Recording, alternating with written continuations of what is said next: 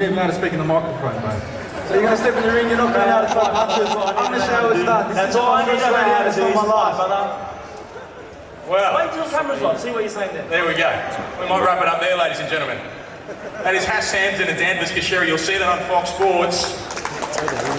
Then we'll switch to pay-per-view, and the first of our fights will be at heavyweight. Tuisi Vasutu takes on Julius Long, who joins us down here at the front. The tallest heavyweight in global boxing, Julius Long, 7'1", and he's got a wealth of experience against the big punching Tuisi Vasutu. Julius, welcome. Great to have you here in Australia.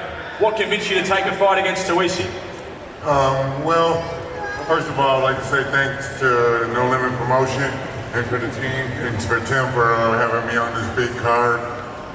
Also would like to thank my team, Tony Schwartz, Matso, and myself for coming out for this event.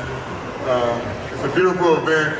I took this fight on short notice, most definitely. I'm a veteran in the game with over 47 fights. I'm the world's tallest fighter. So if you guys come out on the night, you guys are gonna see a special event. I'm happy to be fighting on the show, as I said, but I didn't have much time to prepare. But I will bring my best.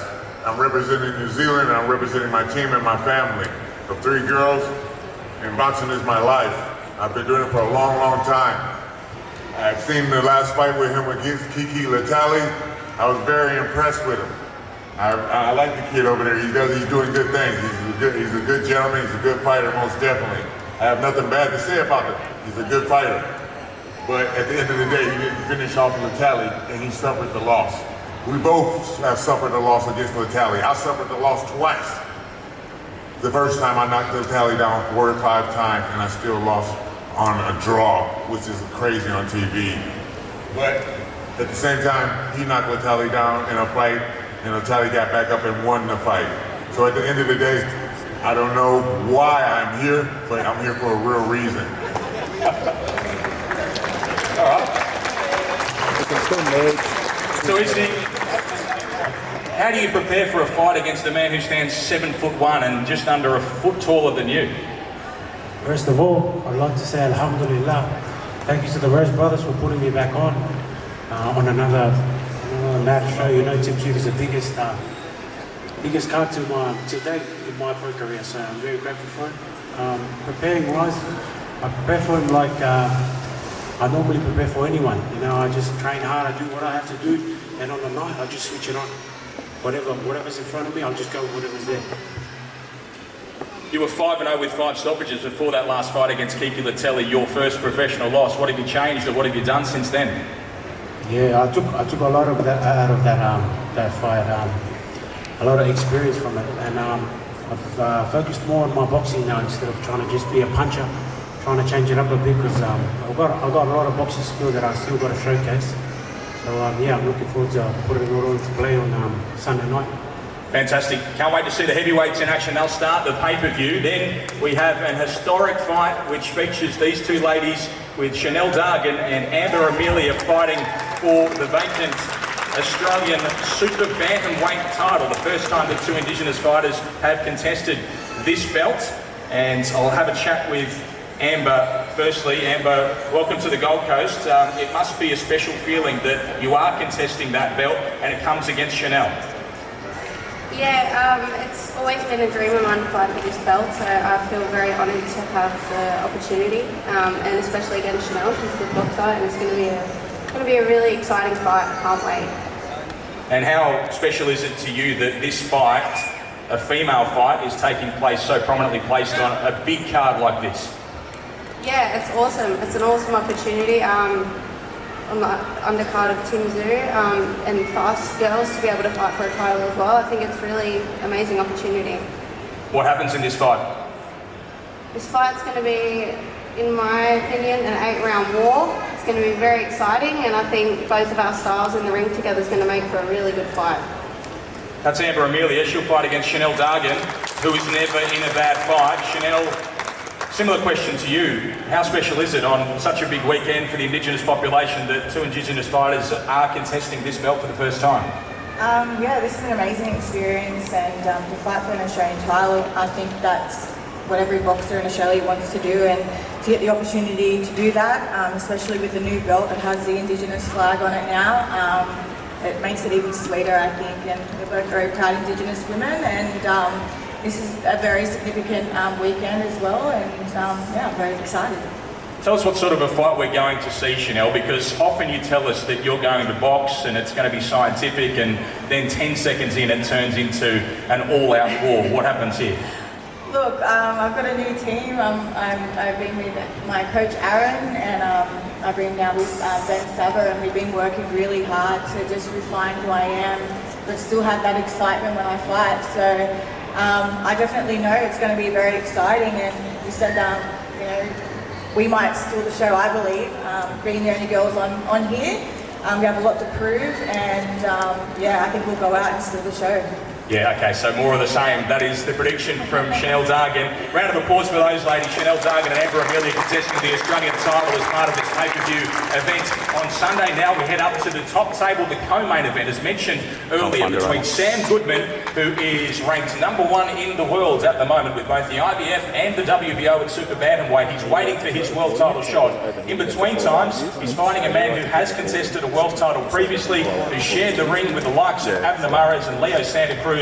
This is Miguel Flores. Miguel, welcome to Australia. Texas weather we've brought out for you. Yeah, it looks like they brought the Texas weather out here, man. It's hot. We won't have any trouble making weight now. Yeah, well, that has been a query because you haven't fought this light for a very, very long time, aside from getting the sweat out now. How are you doing the weight? Ready to be back in the shade now, but it's been great, man. Australia's been great. Yeah, this is the lightest I've fought in a couple of years, but this is where I feel comfortable at. This is my natural weight, featherweight. It is a catch weight of 125, but 1 pound, I mean, it shouldn't be no big deal. We know Sam Goodman is a good fighter, good upcoming contender, and we have our hands full. And like I said, Australia's been great, but make no mistake, we're not here to make friends. We're here to, you know, put on the show on Sunday and go ahead and go back to Houston with the victory. Sam had the performance of his career last time out on the Zuvia Campo card against Reyes Salim. What did you make of watching Sam against Salim? Man, that was a great win for him. I'm not going to say I was surprised because, you know, like I said, in the ring, anything can happen. But I thought he did enough to pull it off, and he put off a great victory, and that's why he's in the position he's in. You know, but we're, like I said, I mean, we're not here to make friends. We're here to beat him, and obviously we want to thank No Limit and everybody back at home, TGB, everybody that was, you know, in charge of making this happen, man. Thank you, but we're here to, and I don't want to say we're here to upset because it's not going to be an upset. We're here to beat Sam Goodman. Do you think the fact that you've shared the ring and gone the distance with Leo Santa Cruz, you've had a draw with Abner Mares, and you've been at that very top level, gives you an advantage in a fight like this? I wouldn't say an advantage. It's just experience you gain as the years go. You know, just being at that level, in there with those caliber of fighters, it puts experience in your arsenal. You know, you gain experience and you use it for these type of fights.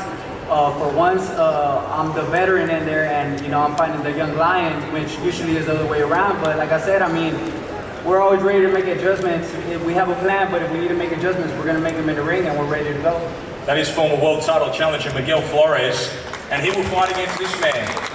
15-0 as a professional, #1 in the world with both the IBF and the WBO. Welcome, Sam. Great to be back on the stage like this with some of the Mad Bunch, I believe, joining us here today. Yeah, absolutely. They started rolling in, so by Sunday you'll hear the full force of the Mad Bunch. They'll be going off. They'll be blind, so it will be rocking in the Gold Coast. Where are you at the moment? Clearly you have to wait around for a shot. We think that the world title fight is taking place on Boxing Day, but why have you made the decision to stay busy and fight a fighter of this calibre? Because I'm always in the gym, Ben. So look, if I'm in the gym, I might as well be fighting. I want to stay active, I want to stay busy, and I want to get paid as well. So look, they're all the factors why I took this fight. And at this level, there's no easy fights either. So I'm happy to take on a guy like Miguel Flores. When his name was thrown up, it must have been enticing to see the sorts of people he shared the ring with. Yeah, absolutely. He's been in with the best, but look, he's about to be in there with me. And look, like the other fights went, he's not winning this one. Is this a fight where you try and send a message to, in a way, to Parleys? Look, I know there's a lot of eyes on this event and this and this match. So I'm really looking to send a message to everyone in the division and anyone who's got those belts. So whatever I have to do to get my hands on those belts, I'll do. And does it excite you even further to know not only are we live on Main Event, of course, but Showtime in the United States, who've had a good taste of what you do, and we'll get to see you again? Absolutely, it's such a massive platform, and I'm stoked to be a part of it again. And look, I'm ready to go. So I'm ready to put on the performance of my lifetime and destroy this bloke.